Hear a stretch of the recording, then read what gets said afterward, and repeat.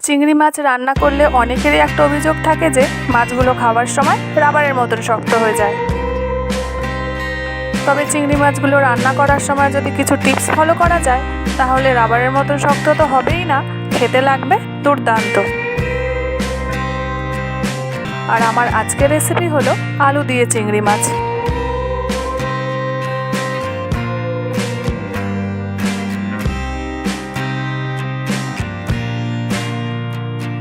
চিংড়ি মাছের এই রেসিপিটা বানানোর জন্য এখানে আমি 400 গ্রাম চিংড়ি মাছ নিয়ে নিয়েছি। আর চিংড়ি মাছগুলো এরকম মাথা শুদ্ধই ভালো করে ধুয়ে রেখেছি।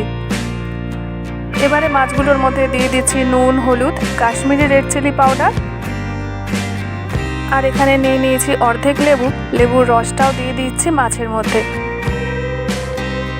লেবুর রস দিয়ে ভালো করে মাছের সাথে মাখিয়ে নিলে মাছগুলো কিন্তু নরমও থাকবে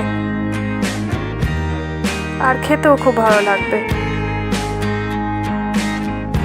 এইভাবে মাছের সাথে সমস্ত কিছু মাখিয়ে কম করে কিন্তু 15 থেকে 20 মিনিট রেখে দিতে হবে। আলু দিয়ে চিংড়ি মাছ রান্না করার জন্য এখানে 2টো মিডিয়াম সাইজের আলু এইভাবে ছোট ছোট টুকরো করে কেটে নিয়েছি। এবার একটা মশলার পেস্ট বানিয়ে নেব। সেই জন্য মিক্সিং জারের মধ্যে দিয়ে দিলাম 1 চামচ সাদা সর্ষে, 1 চামচ কালো সর্ষে, আর দিয়ে দিচ্ছি কয়েকটা কাজু। এবার এর মধ্যে দিচ্ছি সামান্য একটু লবণ আর অল্প করে একটু জল দিয়ে একটা পেস্ট তৈরি করে নেব। ওদিকে 15 থেকে 20 মিনিট আমি মাছগুলো রেখে দিয়েছিলাম। এবারে মাছগুলো ভেজে নেব। সেজন্য কড়াইতে দিয়ে দিলাম পরিমাণ মতন সর্ষের তেল, আর সমস্ত মাছই আমি একবারেই দিয়ে দিচ্ছি। আর মাছগুলো দিয়ে 30 থেকে 40 সেকেন্ডই ভাজতে হবে। এর বেশি ভাজলেই কিন্তু মাছগুলো শক্ত হয়ে যাবে। আর 30 থেকে 40 সেকেন্ড পরে মাছগুলো হালকা করে একটু ভেজে তুলে রাখছি।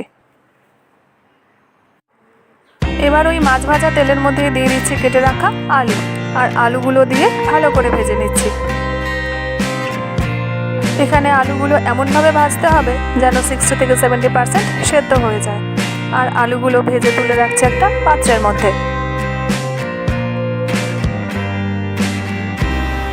এবার ওই তেলের মধ্যে দিয়ে দিলাম 1 চামচ গোটা জিরে, আর জিরেটা দিয়ে 1 মিনিট মতন ফ্রাই করে এর মধ্যে দিয়ে দেব পেঁয়াজ।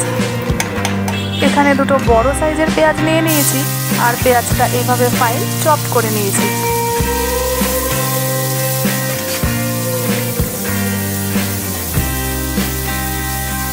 আর পেঁয়াজগুলো দিয়ে ভালো করে লাল লাল করে ভেজে নিতে হবে। আমার এখানে পেঁয়াজগুলো ভাজতে প্রায় 4 থেকে 5 মিনিট মতন সময় লেগেছে। আর এভাবে যখন ভাজা হয়ে যাবে তখন এর মধ্যে দিয়ে দেব আদা রসুন পেস্ট, আর ঝালের জন্য দিয়ে দিলাম কিছুটা কাঁচা লঙ্কা। আর আদা রসুন দিয়ে ভালো করে কষাতে হবে যতক্ষণ না আদা রসুনের কাঁচা গন্ধটা চলে যায়। 2 থেকে 3 মিনিট ধরে কষানোর পরে এখানে কিছু গুঁড়ো মশলা দিয়ে দিচ্ছি। ওই গুঁড়ো মশলার মধ্যে শুধু দিয়ে দিলাম হলুদ আর কাশ্মীরি রেড চিলি পাউডার। আর এই সময়ই লবণটা অবশ্যই দিয়ে দিতে হবে। সব কিছু দিয়ে মশলাটা ভালো করে কষিয়ে নিচ্ছি। আরও 2 মিনিট মতন কষিয়ে যে সর্ষে আর কাজুর পেস্টটা করেছিলাম সেই সর্ষে আর কাজুর পেস্টটা এখানে দিয়ে দিচ্ছি, আর মশলার সাথে ভালো করে কষিয়ে নিচ্ছি।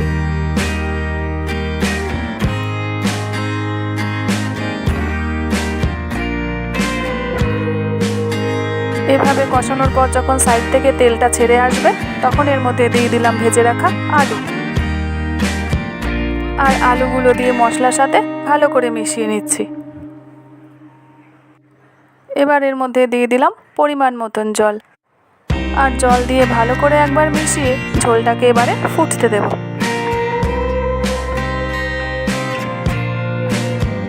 দু থেকে 3 মিনিট ধরে ঝোলটা ফুটিয়ে এর মধ্যে দিয়ে দেব ভেজে রাখা চিংড়ি মাছগুলো। আর চিংড়ি মাছগুলো দিয়ে এভাবে ভালো করে একবার মিশিয়ে নেব। আলুটা তো আগে থেকে প্রায় সেদ্ধ হয়েছিল, তাই জন্য আর বেশিক্ষণ না 3 থেকে 4 মিনিট লাগবে রান্নাটা কমপ্লিট হতে। আর পরিবেশনের আগে উপর থেকে দিয়ে দেব ধনেপাতা কুচি।